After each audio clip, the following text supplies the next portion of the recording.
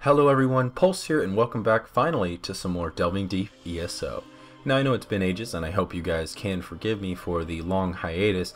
There's just been a ton of stuff going on in my real life throughout the holidays, and new job, and a bunch of stuff going on. It's just kind of kicking my ass and taking up my time. So it's been really tough to put forth videos, but I won't go into the details on that right now. Instead, let us talk about some Elder Scrolls Online. Let us focus on that forthcoming MMO. Specifically, I wanted to talk, I'll say a tiny bit, about the beta impressions video that was put out about a month ago, just to clarify some things, because Google Plus is kind of an arse, and it's been very tough to kind of, I don't know, clarify some things and discuss things with you when it comes to that video, and videos in general on the channel, honestly. But also, let's talk about that incredibly close release date. Let's get into the release date. Lots of good stuff, but let's start off, again, with the beta impressions video, mostly to clarify some things that were said and just talk about the video in general and what was learned and things like that. Now, this video had a good number of people confused and a good number of people just pissed at me, and other people that were coming to my defense, and it was just kind of this weird experience. It's not something I had seen yet, and I suppose it's something I needed to see if I'm going to continue making content on YouTube. Now, this video, the beta impressions video for ESO, was what I would consider a mistake on my part, but it was quite the learning experience. I know that a lot of people had some immediate distaste for what I had to say, but I do stand by my opinions that were put forth in the beta impressions video. The concerns there are not just nerd rage filled babble. Most of it, if not all of it, are legitimate concerns that I still worry about to this day for this upcoming game. Now, I know a lot of people had this immediate dislike because of the tone that I had. I had a nerd rage filled tone. I was, honestly, what had happened is I had some things occur. In fact, I'll go ahead and say it now. I had played the beta, and I had been playing the beta for a while, and it was kind of at the tipping point where I really felt the need to be upfront and honest about the way that the game was developing when I had played it. And there was so much to say, and I knew that it would be a little bit weird because the NDA thing, right? At this point, I'm just going to say, yes, I played the game. I don't care anymore because we're really close to release, and the NDA is still really, really hard, and people aren't seeing the game as it is. We're just being fed breadcrumbs for way too long now, and that's why I just feel like, honestly, breaking the NDA is the lesser evil in this situation. Some people will disagree with me. That's fine. You are totally free to do so.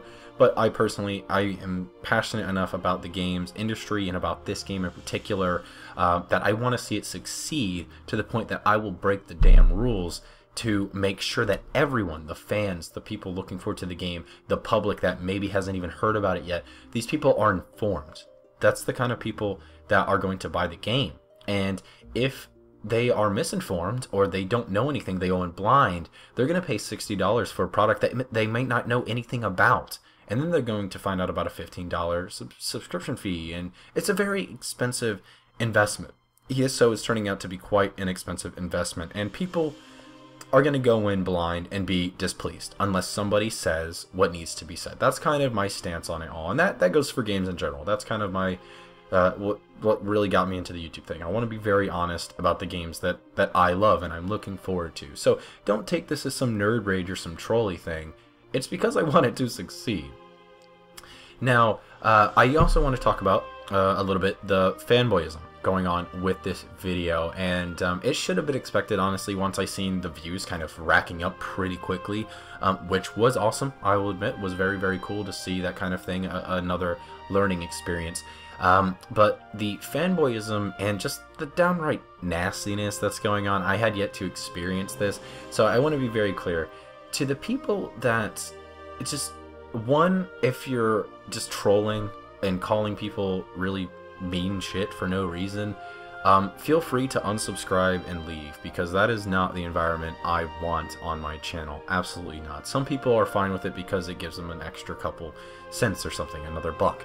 But you know what? I would rather have someone, and just to give an example, someone called either me or one of the viewers. If it was me, whatever, if it was another viewer or a subscriber, that pisses me off more than anything. Someone said, "You are a tremendous faggot." I don't know who it was aimed at. I don't know why it was said. There's nothing else to the comment.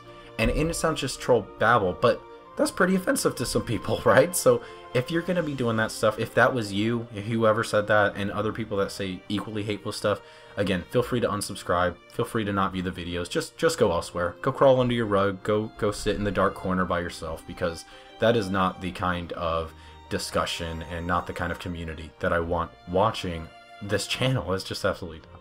Now, the fanboyism thing, again.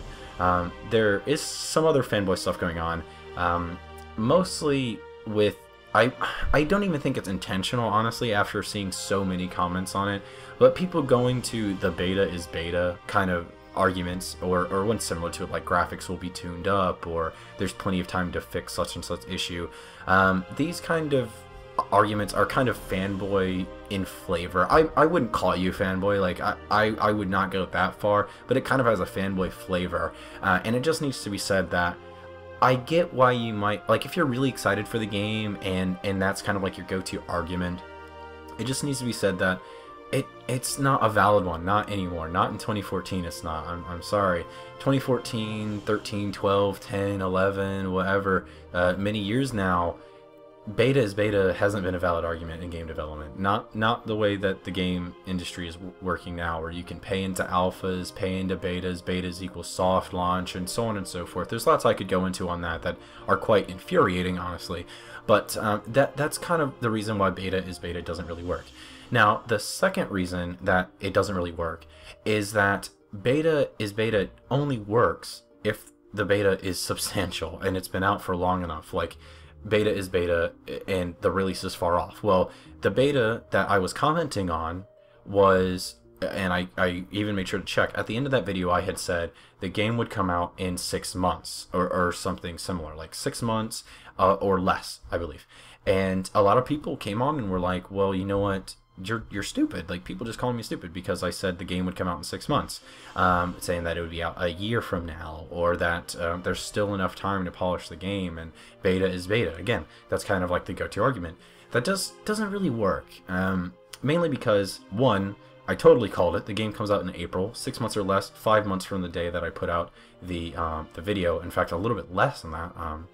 And so the game definitely doesn't have a beta is beta feel to it. The game is coming out in a couple months. They can't fix anything in 4 months. Like, 4 months is last minute polishing stuff at best. Like, there's not a lot that you can do in that 4 months when it comes to meeting the release. Now, there's quite a bit going on for post-release, obviously. Like, if they see a major issue they know they can't fix by release, they're already working on it. So it's not like the beta phase that close to launch is useless. But to say that the release client of the game is going to be fixed because beta is beta just doesn't work anymore, and I just wanted to point that out. Now, I might be kind of, in this video that I put forth, I totally made a mistake, and I've learned from it, and I was probably growling and yelling a little bit more than I would like, and I intend to stay away from that such stuff in the future when it comes to the games in particular. If somebody does something really stupid, like if Microsoft pulls another DRM thing, maybe then. But if the games come out and there's something controversial, I will try my best to keep the nerd rage from engulfing me, I'll say. But I do want to kind of restate with you guys that the concerns I have from the beta phase are legitimate, and I hope you can, if you haven't seen it or you have already seen it, to maybe rethink the way that just kind of ignore the nerd rage part, but listen to the concerns, because they are legitimate. But in fact, I'll go ahead and say now, I will try my best to kind of get the information from that video and try to replace my thoughts and reissue it to you guys, so that the concerns can be absorbed in a more professional environment instead of the nerd rage filled nonsense that was the beta impressions video. And I suppose I'll just get into that in the future. But let's get into what I would say the bigger thing, because the beta impressions video is gone, right? We've already dealt with that. The new stuff is the release date, April 4th, 2014 PC release, and then a projected console release sometime in June of the same year. Really, really close. As I said, it's like 4 months away now, and when I called it in the beta impressions, about 5 months and some change. Just absolutely insanely close, which is both really exciting, but also terrifying. Now, as far as I see it, Zenimax is regrettably going to not do an open beta. Or even worse, they might do an open beta thing without ample time to fix, such as a soft launch situation, which to people who maybe aren't aware of what the soft launch kind of thing going on is, they'll be like, well, we'll launch the game like a month in advance or something, but it will still call it beta, so if there's issues, you can't bitch at us. That's really all it, most of the time that's all it is. But there's very little actual tweaks and changes to the game, anything substantial anyway. This is a pretty popular thing to do these days, so I am bracing myself for kind of an open beta last month. Like, it would not surprise me if March 5th they do a beta for a month all the way up, and then they'll have like 2 days to reset the servers and get everything in place from the little bit that they learned about population, and then they'll apply that to the normal client. And they might not even wipe your characters or anything like that. That wouldn't surprise me either.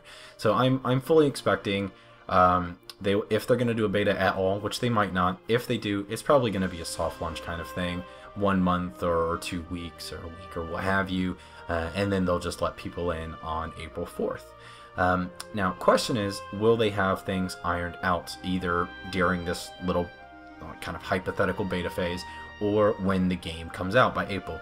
Well, as you can probably guess, I'm not totally convinced, and I'm actually worried that the publishers, the parent companies at the top of Zenimax are pushing this game a little bit too hard to meet a release date, because they had to push it back from a 2013 release, and now it's going into early 2014. And by the looks of things, I honestly would like to see it in like June or July, which the consoles come out then, but I would like the PC release to come out then. As you guys kind of know, I wholeheartedly disagree with the stealthy approach that they have taken to advertising, the game development, the sharing of gameplay experiences, and other things going along. This is kind of still the biggest contributor to my worries when it comes to Elder Scrolls Online. Now, that said, there is one thing that has kind of kept my faith, and that is Zenimax has quite obviously planned things way ahead with this game. Financially anyway. They've cut two very clear paths with how this game is going to work and be profitable. One way is obviously they're going to have a successful subscription model, and after kind of the first 6 months or a year, they still have a very worthwhile community attached to their game, and it will be successful as a sub model. Then we have the second option, which is that ESO comes out, and after 6 months or earlier, something like that, the subs falter off. It's not successful. And then Zenimax just puts more emphasis on the cash shop stuff, which we know is going into the game.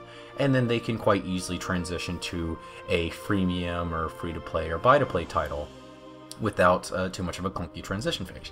Now, I honestly hope that they aren't banking on the second option to occur, but at this point in time, it wouldn't surprise me at all if this is what would happen. I'm expecting that this might actually happen just because it's taken so long for the game to come out. But either way, the reason I am faithful about this is that it looks like Zenimax has realized the risk with the submodel thing, and they've done some planning, and they've got some ideas ready to go into the game if things get out of hand on the financial front and they're not able to keep a community, just because it's really hard for a game like an MMO, a AAA, really expensive AAA MMO, to grab a community and keep them subbing. Like the hardest part about keeping the subs is that if you have new players, a lot of times it's kind of, let's just say the MMO community isn't the most inviting a lot of times. So it's kind of this weird situation where new players have to find friends quick, and MMOs, they get the glue on you when you become part of a group or a guild, or you find some friends, or you play with real life friends, stuff like that. But until then, until you're settled in and everyone in your group enjoys the game, or until you enjoy the game with other people, it's really hard for the game to keep your sub attached. But you know, I think the big thing here is that people are going to go into this game. They're going to spend their $60 gladly. They will play. I fully expect this game to have players for a long time, unlike Star Wars or something similar, just because it is Elder Scrolls, and the Elder Scrolls fan base has a tendency to take their time. They enjoy the actual gameplay of it instead of rush MMO style.